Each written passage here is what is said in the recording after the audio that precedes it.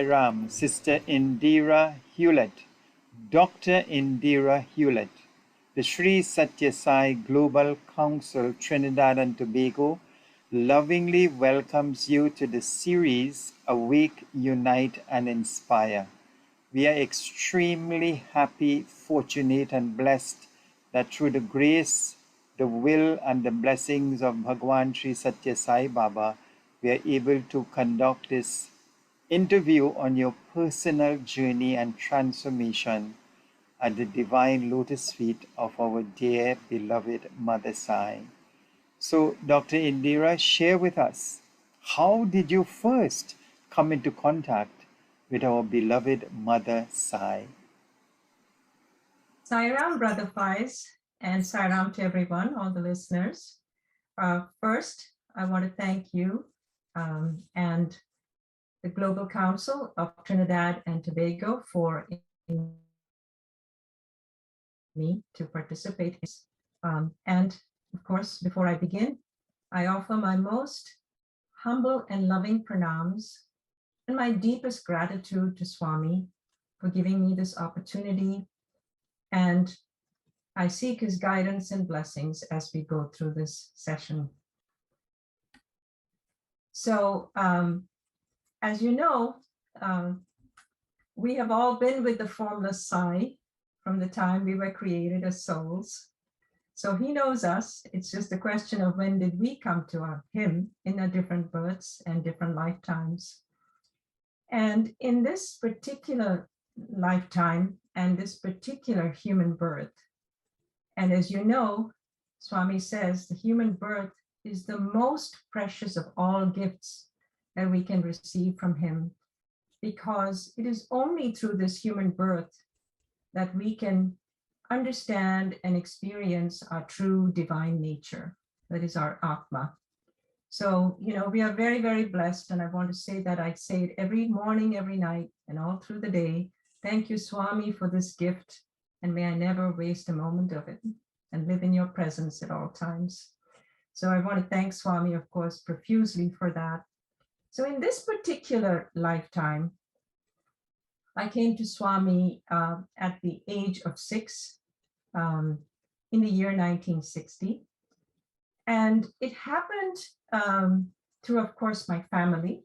And it happened right after my father had passed away in 1960 of cancer. So a few months after he had passed away, my mother had a dream of Swami. And at that time, she didn't know it was Satya Sai Baba. And there are many stories like this, but this is another interesting story to add to all of those. So Baba came to her in a dream. And the dream was one where there was a picture of Swami hanging on the wall, and she was looking at it, and it was a picture where Swami, the person in the picture had a head of hair and a red robe. So Swami used to wear red robes a lot in those days before he transitioned to the orange.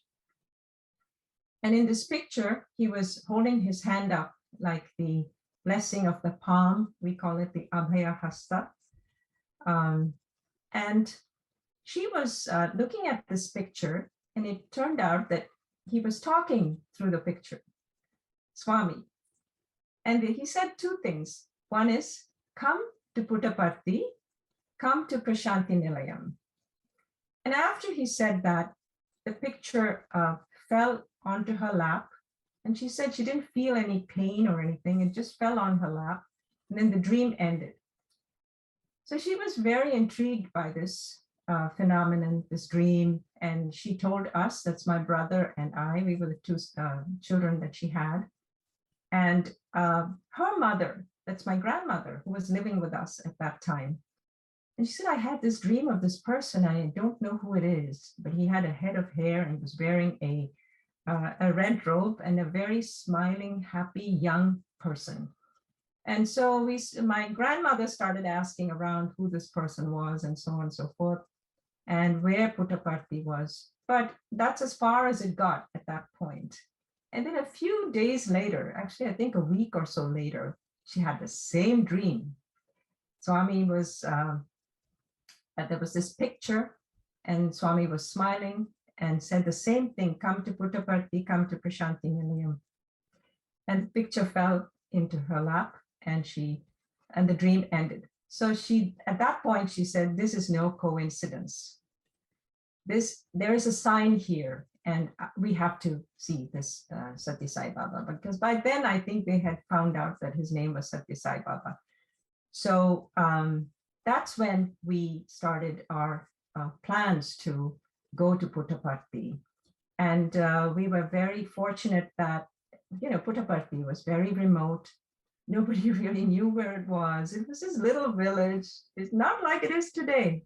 This little village out in the middle of Andhra Pradesh. Nobody knew about it, really. And it so happened that there was a friend of our family who was actually going to Swami. She had gone to him the year before. And so she said, I will take you there. You know how Baba, he just said, don't worry, I know how to go there. I'll go with you. So we got packed. We did what most people went there in the 60s did, which is to, get your sleeping bag, the buckets, the kerosene stove, all the provisions, everything. We basically packed a house because we were told there was really nothing there. It's a village. So we took the train from Madras. We were living in Madras at the time. And from there, we took the train to Bangalore. And then from Bangalore to Penukunda, another train. And then from there to Bukkapatnam, we boarded a bus. It was a bus trip. And then from Bukkapatnam to Puttaparthi, there was a horse carriage. They used to call it the Jatka. And then the bullock cart. So it was multi-mode travel to Puttaparthi at the time. And it was took a whole day to get there. So we got there in the early evening, I'd say mid-evening. It was like 5 or 6 o'clock. And I think Bhajan had just ended, or it was ending or something. And at that point, there were people walking around. So we got there and we saw a house, which was just the mandir, the old mandir. And then on the left side of the ashram, there was a row of houses, and that was it. And there was a few houses on the right side, but mostly on the left, and that is where East Prashanti is today. So it must have been about a dozen or so houses being occupied by the old devotees of Swami and old residents of that area. And they were all very, very sweet, because hardly anyone spoke English. But there were a few people who were able to converse, and they told us to just find a tree in front of the mandir. There were a lot of trees then. They said, oh, just find a tree, put your bags down, rest tonight, and then tomorrow we'll try to get you a room, accommodation. So this was in the early part of 61. And so we did that. We put down the sleeping bags. My mother did all of this, my grandmother. So they set everything up. And as we were doing that, my mother happened to look towards the mandir. And lo and behold, Swami was looking through the window of the interview room. He was looking straight at us, because we had chosen a spot that was right across from the interview room. And he didn't say anything. He just raised his hand like this in blessing, very, very quietly, went back, receded into the room, and turned off the light. So there was a light on. He showed his face, turned off the light, and then he sort of disappeared. And my mother said, that is the person I saw in the dream, because she recognized the hair and everything. And so we were getting ready to sleep. And at that point, there was a gentleman coming towards us with a flashlight. And he was calling out my mother's name. My mother's name was Vasanti, and her last name was Krishnan. So he was calling out her name, and he said, "I'm looking for a certain Vasanti Krishnan." And she said, "Oh, that's me, you know." And the gentleman came up to her and he said, "Well, my name is Mr. Kasturi, and I am Swami's personal assistant."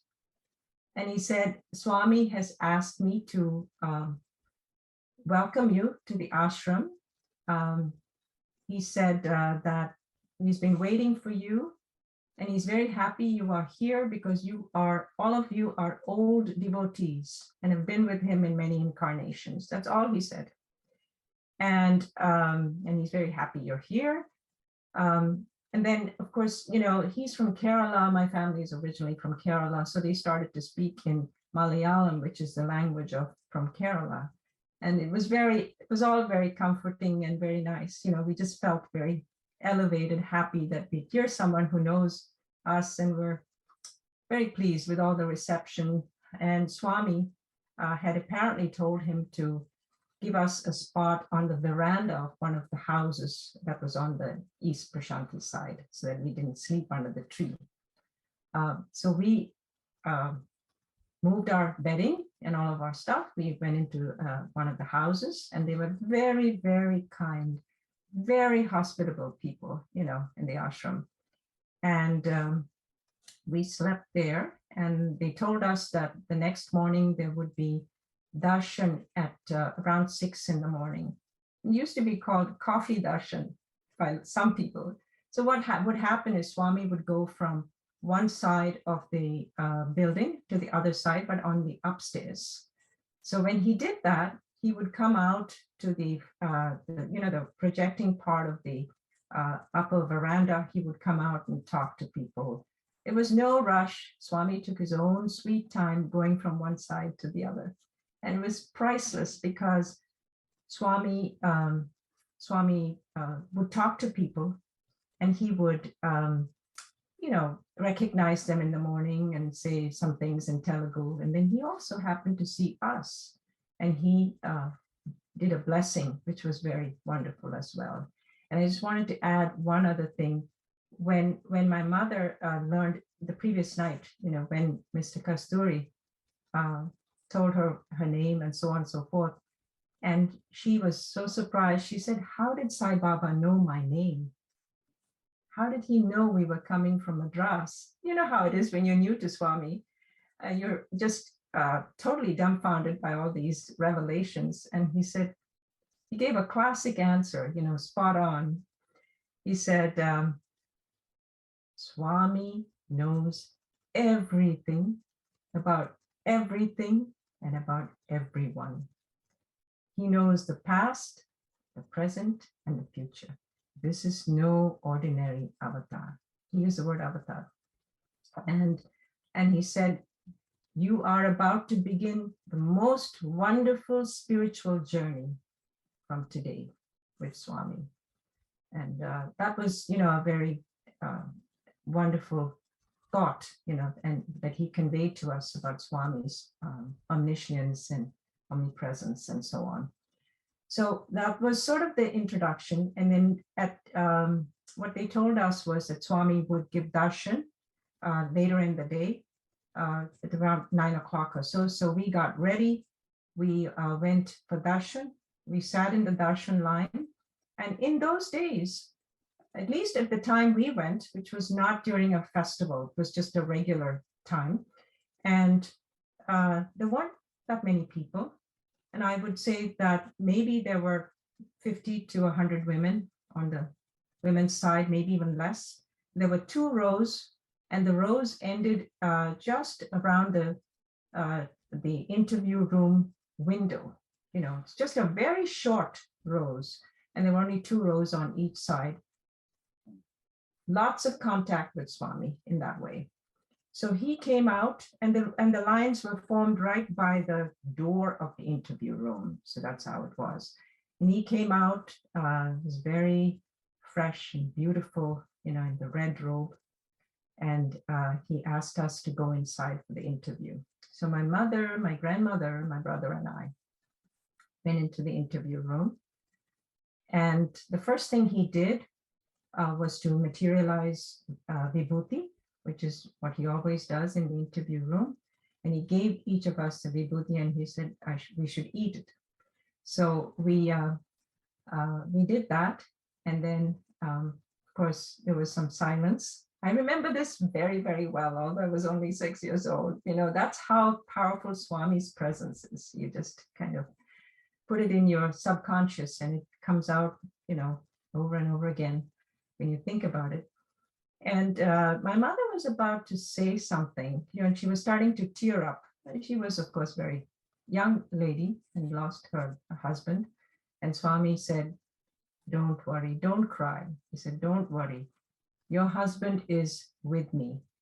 He said, "I know everything. I know everything. You don't have to tell me anything." And he started to tell her about her past, about her life, and about my father's illness. And he said it was okay. You know, he said, if he had lived, it would have been pain for him, it would have been pain for you. So he is safe with me, he's out of pain. And he was a very good man. And then he said, "I will take care of all of you. I will take care of all of you." And he put his hand at the bottom, his palm, and piled all our hands together like this, put his hand on the top, and he said, "I will always take care of you. This is a promise." And he said, "Swami will never break a promise. Everybody else will break promises, but Swami will never break a promise." So it was a really, it was 45 minutes to an hour. He talked about various things, but couple of things he said was that he wanted us to go back as frequently as we can, come and visit Puttaparthi as frequently as we could, you know, multiple times a year. And he said, "Don't come for just 1 or 2 days. Come and stay here, you know, for a week, 10 days. He's such a mother, you know, such a loving mother and father." He said, "This is your home. You can come whenever you want and you can leave whenever you want. But Swami will also give you guidance on when to come and when to leave. But you can come anytime you want. This is your home." And he also told us, gave us a few pointers about the ashram, you know, to eat in the canteen, don't eat outside. The canteen was run by a Mr. Soraya in those days, was a very good canteen manager. So he said, "You should eat there, you won't get sick." And there was a pump in the area, and he said, "Drink water only from that pump, otherwise you'll get sick," you know. He said, "Boil the water, drink it." And then he told us about the morning darshan, then the bhajan, then the darshan and interviews. And then he said, "There'll be a break, and then there'll be interviews in the afternoon and bhajan, and then you can, you know, do meditation and dhyana and so on." That's the routine of the ashram. He also said that during the day, we should go around and look at Puttaparthi. It's a beautiful little village. And he said, you should spend time going to the river. Told us about the Chitravati River, which we did actually go to with Swami sometimes. And also to go around in the hills. But there he said, don't go too far because there are snakes in the mountains, in the hills. But Swami will take care of you. So, you know, the welcoming, motherly, fatherly love, divine love was incredible. Sai Ram. Sister Indira, that was so beautiful, very intriguing, and at such a tender age, you came into contact with Mother Sai. And look at the overwhelming love and compassion. And then imagine he's telling you that the family was with him in previous incarnation. What a blessing. Wow. A very, very beautiful meeting with this divine embodiment of love. So, Sister Indira, can you share at least two of your most memorable, and I know having come into contact with this beloved avatar at such a tender age, spending so much time at the ashram, you would have had so many wonderful, blissful, inspiring experiences. And I know sometimes it's difficult to pull out two of your most memorable, but can you share two of your most memorable ones that you are guided to share? Sairam, thank you for that comment that, there are so many precious experiences we have had in the early days, which are, there's so many of them, and it's hard to pick one or two or three. But I think two of them were kind of broader, broader significance, and so I was going to mention them. But before I do that, Swami did give us a lot of interviews in those days. Each trip that we went on, we had, and we would go about maybe 3 times a year at least. My mother went a lot, more than we did, but because we were in school and so on. But we did go, my brother and I, and we were given a lot of advice and direction by Swami, both in our career and in spiritual values. And he did tell us, listen to your mother. She's a very good mother. You must not disobey her, So Swami's messages at that time, there weren't that many magazines as such. Sanatana Sarathi had been started, the Vahinis were going, Satya Sai Speaks had started, and of course, Kasturi uncles, Satyam Shivam Sundaram and so on. But Swami used to give these teachings in the interviews. That's what I was going to point out. All the things we read about in these books, he would tell devotees when he had interviews. At least he did tell us a lot of these teachings, by money comes and goes, morality comes and grows, start early, drive slowly, read safely, don't worry, be happy, why fear when I am here. There were a lot of things that he would talk about in our interviews. But so that's something I wanted to mention, that they were not just personal things, they were about spiritual growth. Swami was, of course, being a spiritual teacher, that was his focus, but he knew we have to live a material life. So he would give us what we needed, so we would want what he has come to give. And but it started very early. He would talk to us about many spiritual practices, and that's how actually I became very interested in the spiritual side of Baba's mission, which is his mission, main mission. But one incident that I thought would be of interest to people is that is around Vaikuntha Ekadasi. We don't observe it so much in a formal way in the ashrams, in the ashram these days. But in those days, Vaikuntha Ekadasi, which is a lunar thing, Ekadashi is a sort of a Hindu, a lunar event in the calendar, lunar calendar, which falls on the 11th day of between the 2 cycles, waxing and waning. During the waxing cycle, it's considered to be very auspicious and kind of like Shivaratri. You spend that day in spiritual sadhana. So you kind of fast and you think of God, you focus on the formless God, and supposedly the gates of heaven are supposed to open. And the gate of heaven, of course, is our inner being.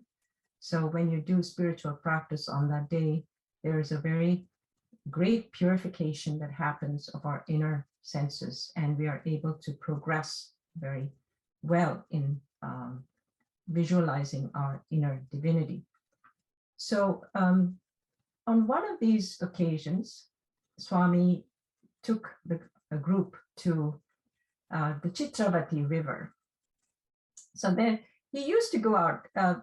At the time we were going, he had already started to sort of wind down the trips to the river, but it would happen randomly, the people would say, oh, he's going to Chitravati. So we would all just leave everything and follow him, and he would go to the river. People would, the devotees would form like a mound, like a seat with the sand, piled the sand up so he could sit on it.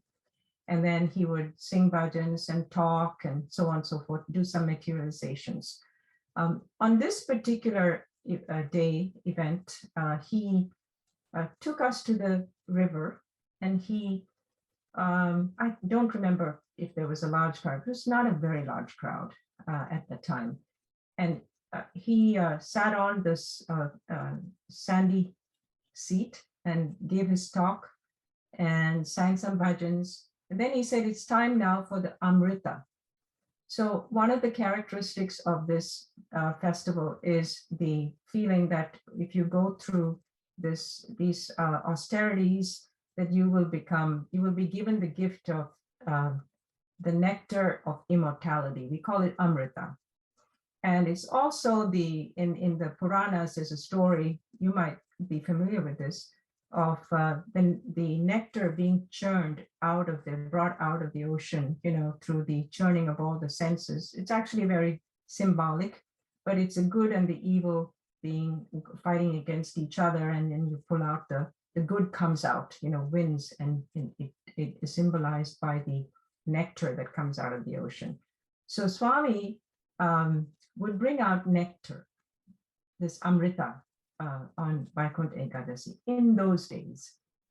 And what he did in this particular instance was he drew a picture of a glass and the tumbler. He pulled out from the sand. He drew this picture on the sand, and he put his hand inside, and he got a glass, which is maybe about 8 to 9 inches tall, pure silver. And he also materialized a spoon, and he told one of the devotees to take it to the Chitravati and wash it, So they just rinsed it out, brought it back to Swami, and then he materialized Amrita. And this particular time, it actually came out of his palm.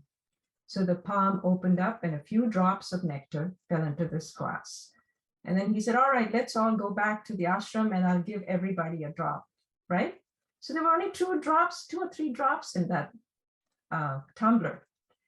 So, and here there were maybe 200 or 300 people. So, or maybe even more. So we went back. We said, oh, hope we get some. At least the adults were hoping that way. So we went back to the ashram, and he made us sit in rows. And he would go to each person and give them a drop of this Amrita.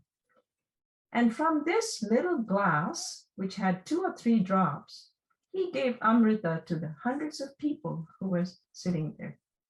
It was amazing. And of course, the sweetest Amrita, you can think of.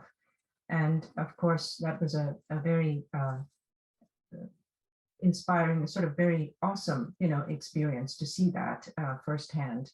And then on this Vaikuntha Ekadasi topic, the year later, it was 1965, in January, Vaikuntha Ekadasi fell on the 14th of January, somewhere in the middle of January. He called us in for an interview on that day. He said, and he told us about the importance of knowing what our true nature is. He would love to talk about Atma, which was a new word for me, the age of 6 or 7. And he would talk about us being all Atma, and that this is just the body, and that we should meditate. He emphasized meditation in those days. It was the sadhana that he prescribed at the time. Of course, service and bhajan singing, devotional singing was very much, the musical namasmarana, we call it, right? Bhajan is musical namasmarana. So he was very pushing the sadhana of meditation, or at least he was advocating that, to the devotees and to our family. So in this interview, he said to my mother, I give gold and silver and all these things to people, and they like it, they want it. But I'm going to give you something much, much better. He said, I'm going to give you myself. He said, and he said, today is Vaikuntha Ekadasi.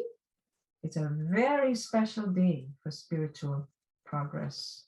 So he materialized, he waved his hand like this, and he materialized a medallion, which is, I think it's called the Vishwarupa, because there were a handful of people who got the Vishwarupa at that time.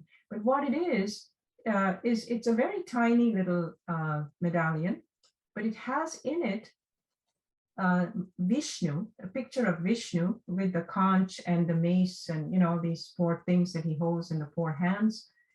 And it had a picture of Shirdi Baba at the top, very well developed, Satya Sai Baba in the middle, and at the bottom there was an empty space. And he explained, he showed it to us. Look at this medallion. So we looked at it and it was beautiful, beautiful, because the faces were looked so divine, you know. And he said, this is the Vishwarupa pendant, call it a pendant. And this is the Vishnu avatar. Inside you can see Shirdi Baba. He has come and gone. So his face is big, it's finished. Satya Sai Baba, he said, that's me. He said, that's me in the middle. Do you see? Can you see my face? Oh, it was so funny, you know, and loved to joke. And he said, yes, Baba, we can see you. And then he said, but at the bottom, it's empty, but there's a face there. And he said, that's Prema Sai Baba. So this was in January 1965. That is Prema Sai Baba. He's coming. He's coming after I leave the body. You will see him. He looked at us, I guess myself, and my brother, and he said, you know, you will see him, but he'll come after me. He said, always remember that Sai is three. And he explained that there are three parts to the Sai avatar. So if you, and Prema Sai will be coming in the future, but you have come to me as Satya Sai, and I wanted to give this to you because I want you to use this for meditation. They told my mother to use that pendant for meditation, and all of us, you know, to use that for meditation. So I actually have it in my house, and it's of course, a wonderful medallion. And one thing he said was that when Prema becomes incarnate, that face will begin to form, and so on. So that I thought was, you know, it's the love of Mother Sai in the sense that he was looking for our spiritual progress. You know, we are so focused on the material. We want to have a good job. We want to have a good life. And there's nothing wrong with that. But the real focus of our lives is realizing who we truly are. And that by doing practices and focusing on Swami with the Namasmarana and meditation, that we will achieve that realization. So that was one experience. And the second one, I'll try to be brief, is the one that happened to me when I was 25 years old, 26, I guess, 1981, when I was visiting Parthi with my mother.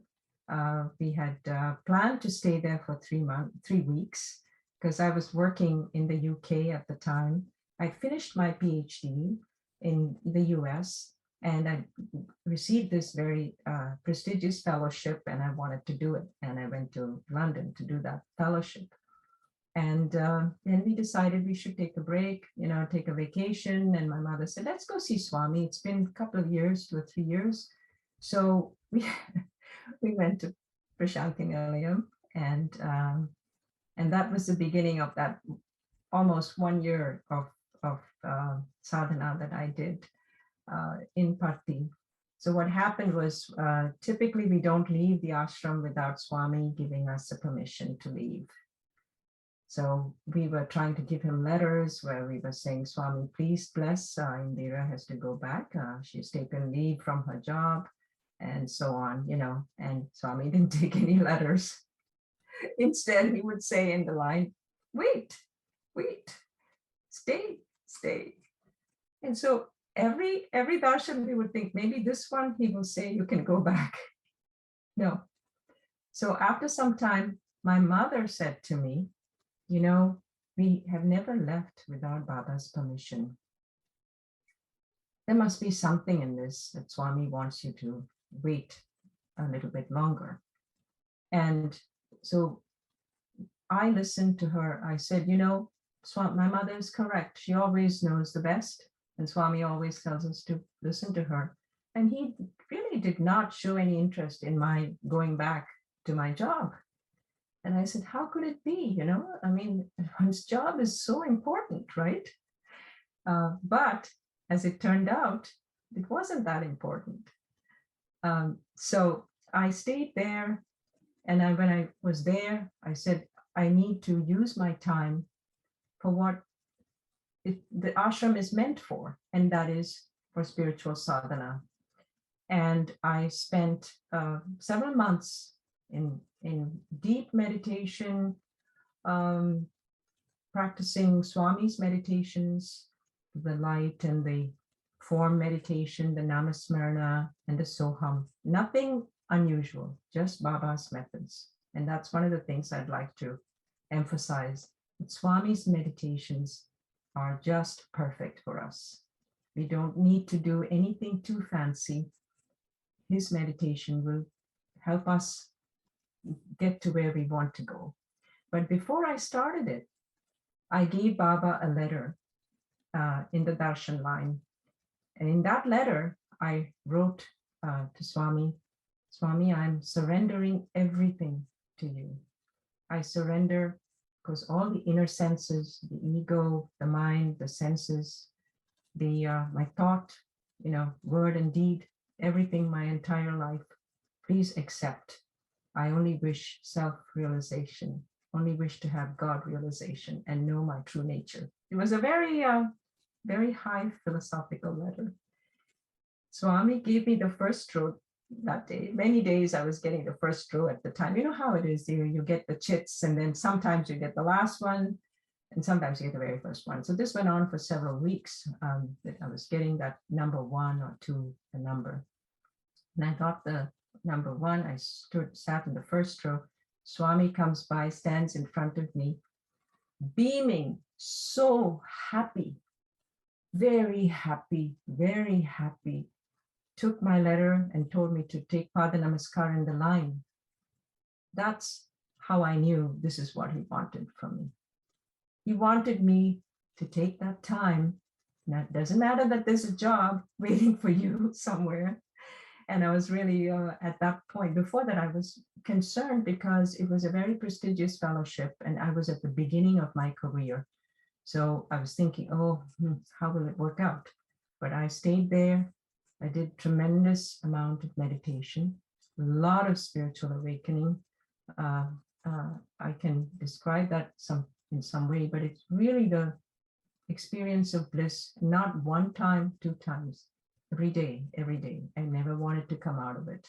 And finally, Swami called us in for an interview. And in that, we had 4 interviews that time. And he said, very good meditation, very pure. He said, 24 hours, Amma, he told my mother, 24 hours, she's thinking of me. She's focusing on me. Before that, not so much. Now, 24 hours, and only Swami, only spiritual. She doesn't want to go back to US. She only wants to stay here. Then he told my mother, I know, I hear everything, but of course he does because he knows everything. And she said she would only do what Swami tells her to do. And he said, you should go back to the US. You have spiritual, but we have to have material also. So this important message, we have to ascend as much as we can spiritually so that we can use that in our material life. It's not that we should run away from material life or that we should run away from doing our duty in the world. And as it turned out, when I came back to he said this in the interview that he would find the job for me. He said, you have very bright prospects, very good job waiting for you in the US. So when I came back, he actually came to me in a dream twice, again, the same dream. And in terms of my job, he actually directed me to talk to one of the people in my workplace. And he said, that person, he mentioned that person's name in the dream. He's a foreign, totally unrelated person. And he said, go talk to that person. He has been given 10 positions and he's going to give you one. And the twist there was that this person he was referring me to was a friend of mine, but he was also not a friend of my supervisor at that time. They were not didn't get along very well. So I said, how will I do this, Swami? This person and my supervisor, they don't get along and they're all part of the federal workforce. How do we do it? It turned out that the other person came to me and said, I've been given 10 positions and I'm going to give you one. So that's the job I'm in from that point, which is 1987 until now.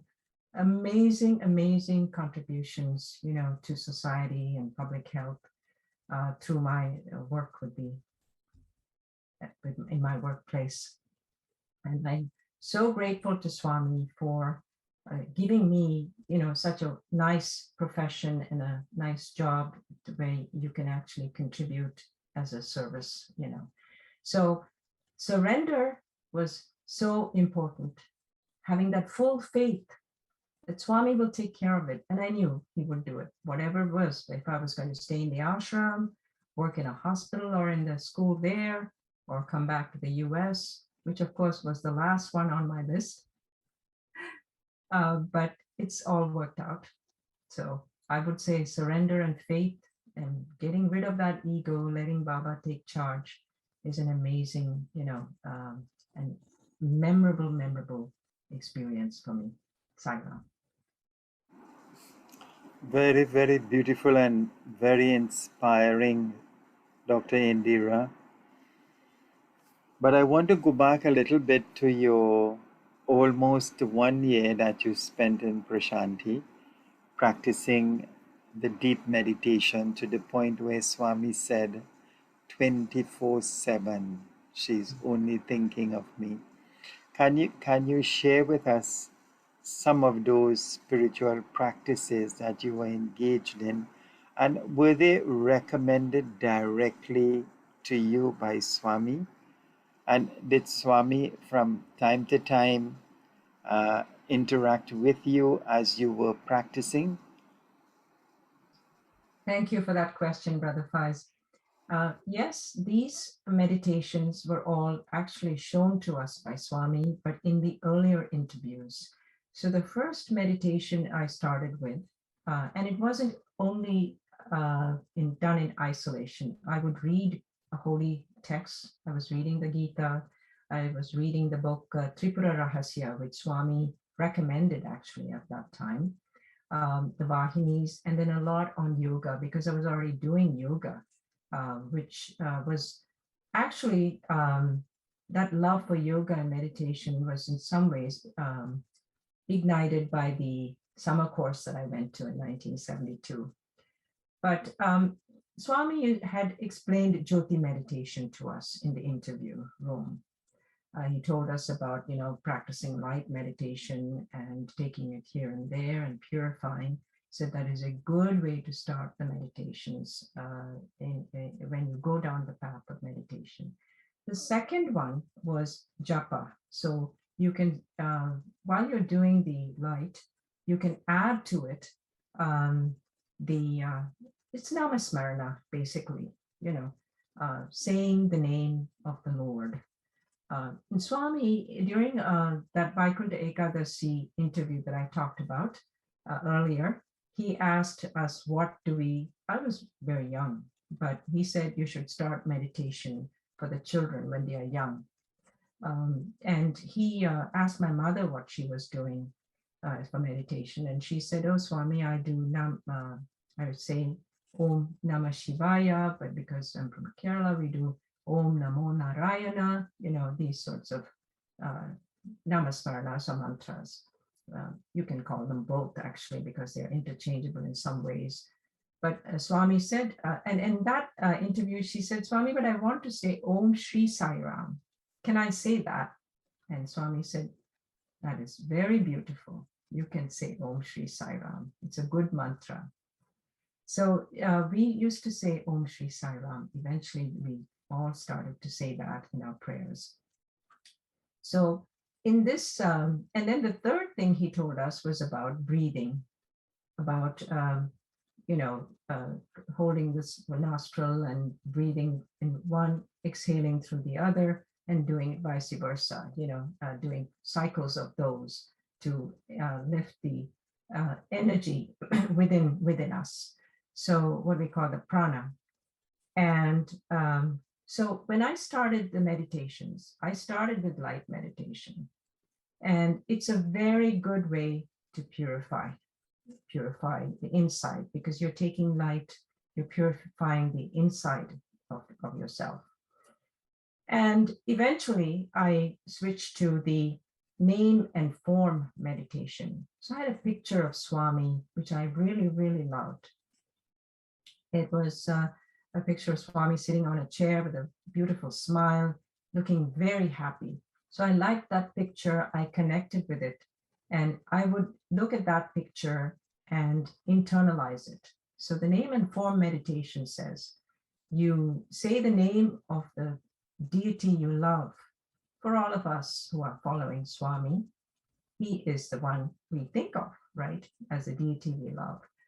So I had a picture of him, and I would do this exercise while saying prayers. I would start off saying a short set of prayers, and I would then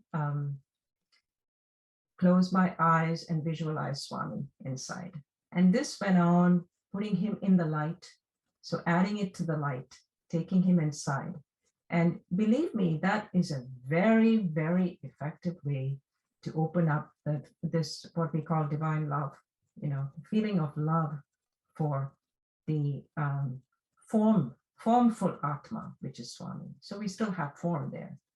But as I went along, of course, I was adding breath meditation, because Swami in the bhajan hall, this is very interesting. I never really went for the frontline darshans after I started doing this. And I was so filled with peace inside that I wouldn't talk. I didn't want to even talk. It was very difficult, And I was very lucky that my mother was so understanding. I was really blessed with, having such a lovely mother, so divine in her character. And she would never question me, why are you doing meditation? Nothing. Whatever Swami, she observed that Swami was very positively showing me indications that it was the right thing for me to do. So I was doing these meditations, and I would go into the bhajan hall sometimes, when I should be sitting in the darshan line. But the volunteers would actually give me the first 2 or 3 rows in the bhajan hall, because they somehow they kind of, I guess the chemistry was good, and they knew I was sincere about my effort in meditation. So a couple of times when I sat in the front, Swami sitting on his chair, he would look towards me, showing some gestures with breathing, how to breathe, like he would even show the simple pranayama in the bhajan session.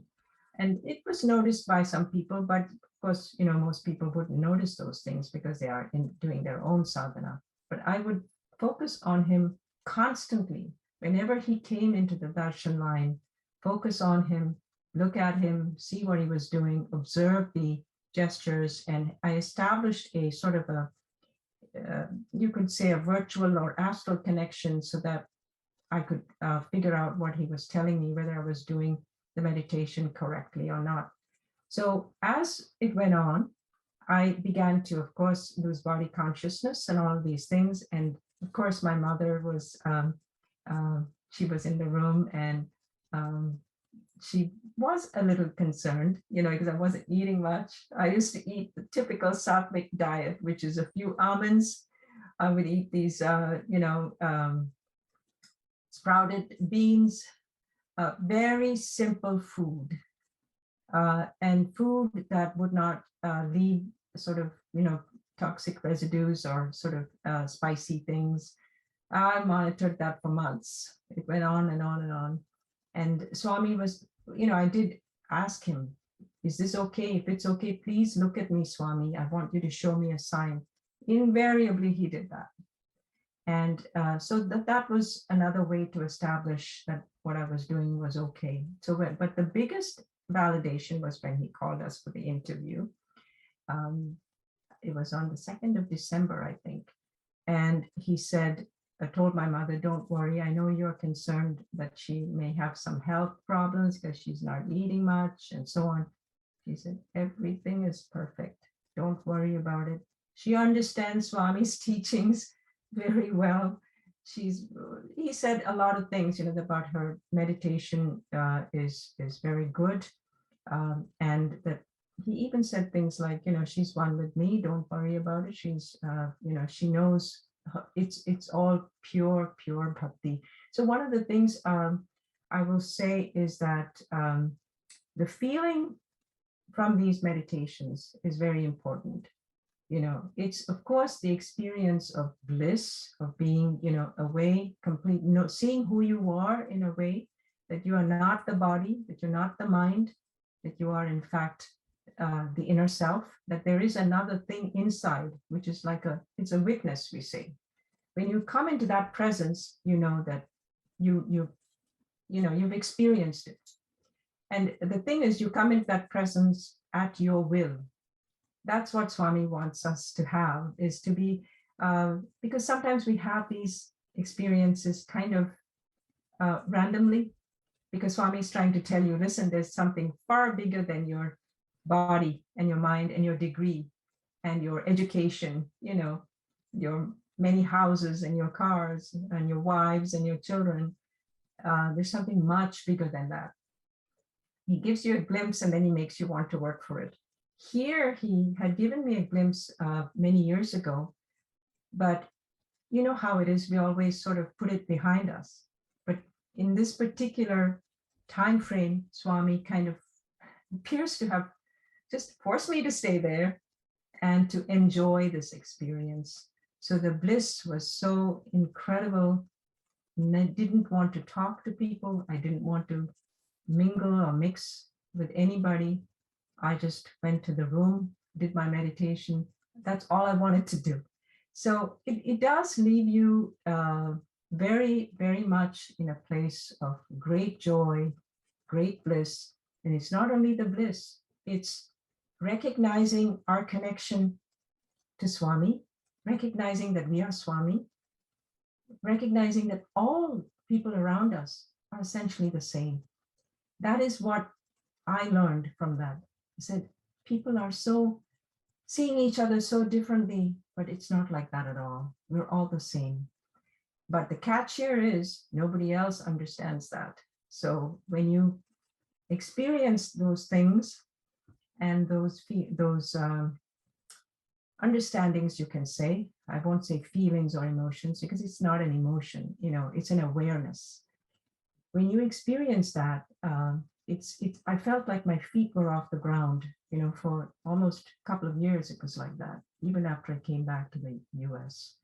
And then, of course, we have to get grounded and we have to live in society and deal with everything in society. But he gives us the strength, he gives us the energy.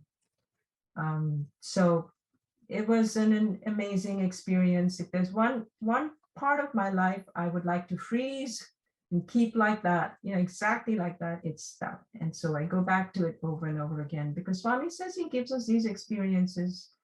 Of course, these are spiritual experiences, but even those with his interviews, he gives us these things so that we can remember it after he has left the body. And we can remember it when we are not in his physical presence. And just one other thing before I conclude this part is that Swami had told us, in the interviews in the 60s, that we should enjoy this time together. He said, look, we're all laughing, joking, so much prema, so much prema, love, love, love, love, divine love, so great. Remember this, because he said, the time is coming when this place will be full of people from all over the world. He said, people from every country will be coming to Prashanti Nilayam, and when that happens, I won't have that much time to spend with you because you are all devotees. But now I have to make time for the new devotees. I have to show them, what the spiritual path is. So when they come, you may think that Swami doesn't care about us much anymore because he's not looking at us. We're not in the first row so much. You'll be sitting in the last row, but I know exactly where you are sitting. I know exactly what you are thinking, and I know exactly what you need. So don't worry about Swami not knowing or not looking at you. Swami you're always with Swami. Swami will always take care of you. So it turned out that, of course, people from every country did start coming, and eventually our interviews got less and less. And his message there was to go inside, to see Swami inside. He said, and he told us meditation. For our family, meditation, meditation, meditation. So it is different for different people, but the dhyana was very much emphasized for us. Sai Ram. Sister Indira, that was so beautiful.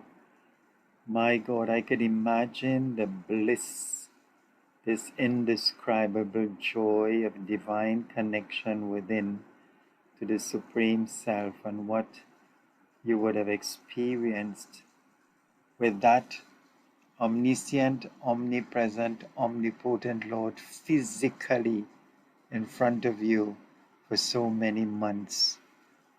And the joy you must have felt, wow. And as you said, if you could take and relive that part of your life, you would so wonderfully and willingly do it. What bliss, what joy, what indescribable peace you must have felt through those practices. And then having Swami physically present, in front of you. So you had the physical guru outside as you dive deep to find the inner guru within. So the blessing was even more bountiful. Such a beautiful sharing. Thank you so much for that. So Dr. Indira Hewlett, the Sri Satya Sai Global Council of Trinidad and Tobago, wishes to express gratitude and appreciation to you for taking the time to share your personal journey, your perspective, and your transformation at the divine lotus feet of our beloved Mother Sai. May Bhagwan Sri Satya Sai Baba continue to bless and guide you. May you continue to be the loving instrument you are as his mission unfolds. Jai Sai Ram. Thank you, Brother Faiz. Thank you for this opportunity. And I hope you have his blessings and the entire Sai community and, of course, the universe. May Swami bless us all and guide us. Sai Ram. Thank you. Jai Sai Ram.